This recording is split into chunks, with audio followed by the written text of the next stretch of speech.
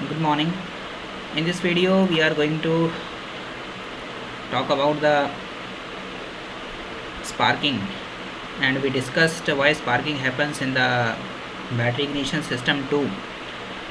Battery ignition system 2, we discussed about the sparking which takes place at the contact points, and due to which there is a lot of wear and tear of the contact points. And now,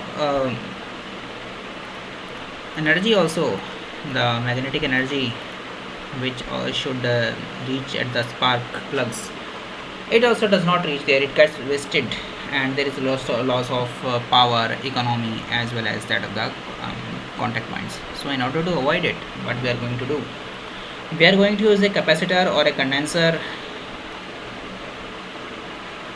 in the circuit. When we are going to use a capacitor across the contact breaker, हम contact breaker के across में एक capacitor लगाने वाले हैं। Capacitor के लगाने से देखिए क्या होता है, कैपेसिटर के लगाने से हमारे पास जो when the contact points are open, देखिए एक सर्किट ब्रेकर है, और जब ये सर्किट ब्रेकर के कॉन्टैक्ट पॉइंट्स ओपन हैं, उस अवस्था की बात हो रही है। उस अवस्था में, क्योंकि उसी अवस्था में स्पार्किंग होती है। उस अवस्था में क्या रहता है, जब हमारे पास यहाँ पर एक कैपेसिटर लगा हुआ है, देखिए कैपेसिटर अब हमारे पास यहाँ लगा हुआ है, we can see capacitor across the contact breakers. तो क्या है, ऐसी अवस्था में ये जो चार्ज है, एक्स्ट्रा चार्ज है, तो कैपेसिटर एक्चुअली हम यहाँ पर लगाते हैं, यहाँ पर नहीं लगेगा, मैं हाईलाइट कर देता हूँ, यहाँ पर नहीं लगने वाला है। और वो लगेगा कहाँ, इट विल बी यूज्ड है, it will be added across the contact breaker, यहाँ पर लगेगा, ताकि जितना भी जो चार्ज, जो एनर्जी है जो स्पार्क के रूप में निकल रही थी, अब वो इससे चार्ज करेगी। Now the same energy will be use to charge the capacitor, capacitor को चार्ज करेगी। And the capacitor on charging, capacitor will store the charge, and now on charging what will the capacitor do, as it becomes fully charge, it will discharge that current or the charge automatically into the primary circuit, but in the reverse direction, and that is why it will flow, it will help in the quicker collapse of the magnetic field when the contact points are open. देखिए अब क्या है, ये क्या करेगा, ये यहाँ से जब हमारे कॉन्टैक्ट ब्रेकर ने कॉन्टैक्ट ब्रेक कर दिया है, और ये इस अवस्था में है, अभी ओपन अवस्था में है कॉन्टैक्ट ब्रेकर, क्योंकि देखिए हमने बताया था contact breaker is also switch.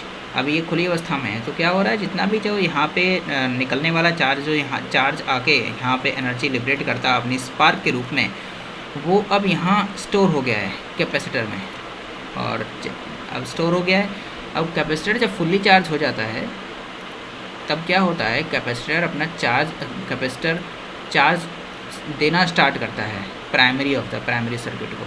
और देखिए flow of charge is called current, तो हम ये कह सकते हैं कैपेसिटर करंट प्रोवाइड करना स्टार्ट करता है, but in the reverse direction, और इस रिवर्स डायरेक्शन में जो करंट प्रोवाइड रहता है, उससे प्रोवाइड करता है कैपेसिटर। उससे क्या होता है, क्विकर कोलैप्स होता है मैग्नेटिक फील्ड का, जो प्राइमरी कॉइल में of the primary winding of the PW winding of the ignition coil में जो कोलैप्स हो रहा था करंट का, वो क्विकर होता है, जल्दी होता है, जिससे क्या होता है, करंट को बनने में जो समय लग रहा था, बिल्डअप टाइम कम हो जाता है, हमारा बिल्डअप टाइम कम हो जाता है, उससे मिसफायर के चांसेस कम होते हैं, और उससे अनबर्न्ड हाइड्रोकार्बन्स निकलने के चांस भी कम रहते हैं, बिकॉज ऑफ इम्प्रॉपर इग्निशन और नो इग्निशन।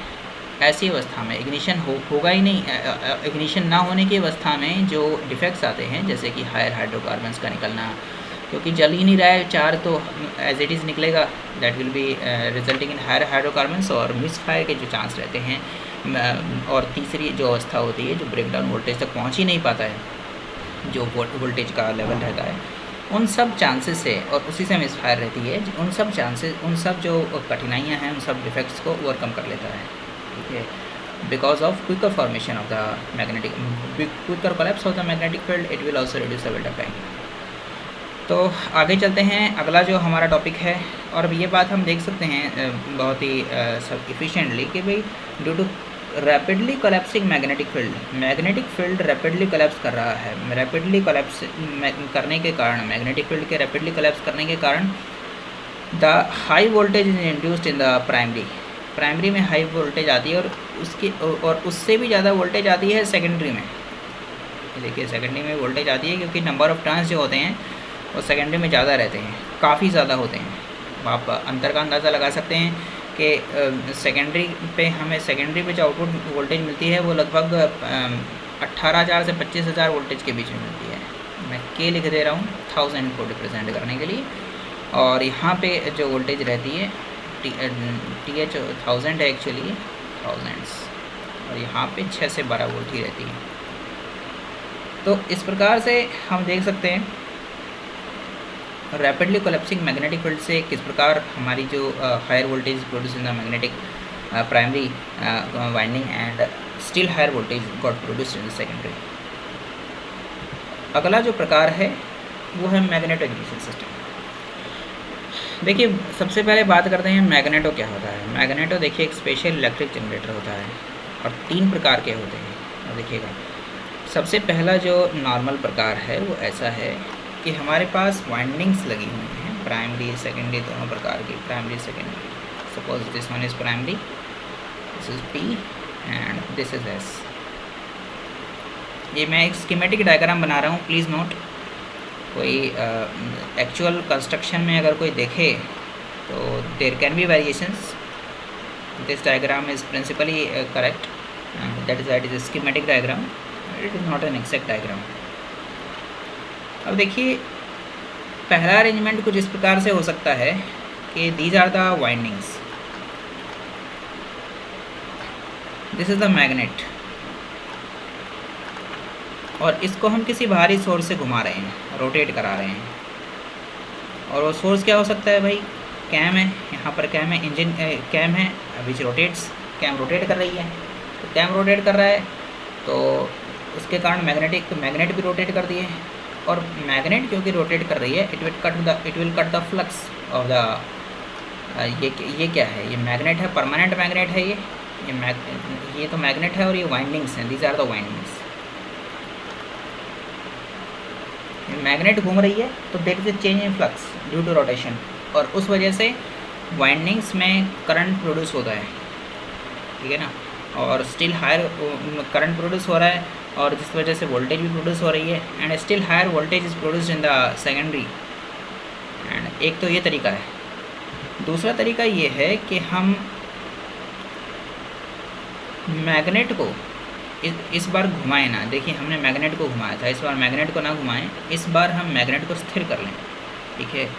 हम देख सकते हैं कि 3 प्रकार से रहता है ये मैग्नेटिक सिस्टम, इसके अरेंजमेंट 3 प्रकार से हो सकते हैं। तो ये जो लिखा भी हुआ है, they have mentioned it in the first type, the armature consisting of the primary and secondary winding and all the condensers rotate between the poles of the magnet. देखिए मैग्नेटिक पोल्स में ये रोटेट करते हैं, ठीक है ना। जो primary और सेकेंडरी वाइंडिंग्स हैं रोटेट करती हैं in between the poles of the magnets, ठीक है। और ये एग्जैक्टली रिवर्स सिचुएशन है इस सिचुएशन की जो भी हमने डिस्कस की थी, जहाँ पे एक मैग्नेट रोटेट कर रही थी between the poles of a magnet. This is a magnet, और यहाँ पे एक ये मैग्नेट है और ये वाइंडिंग है। ये मैग्नेट नहीं है, please note this not a magnet. ये यहाँ पे क्या हो रहा है, यहाँ पे हमारा वाइंडिंग्स जो हैं, windings are stationary and magnet is rotating. This is the case which we discussed first in the very first scenario. सबसे पहले हमने ये केस डिस्कस किया था, लेकिन ये यहाँ पर दूसरे नंबर पे दिया हुआ है। According to this it is in the second, दूसरे नंबर पर है, पहले नंबर पर इसका रिवर्स है। यानी कि वाइंडिंग्स रोटेट कर रही हैं, windings are in motion and there is a stationary magnet, stationary magnet thank you. अगले वीडियो में चर्चा करेंगे अगले मैग्नेटो इग्निशन सिस्टम के बारे में डिटेल में, क्योंकि समय समाप्त होने वाला है। Thank you.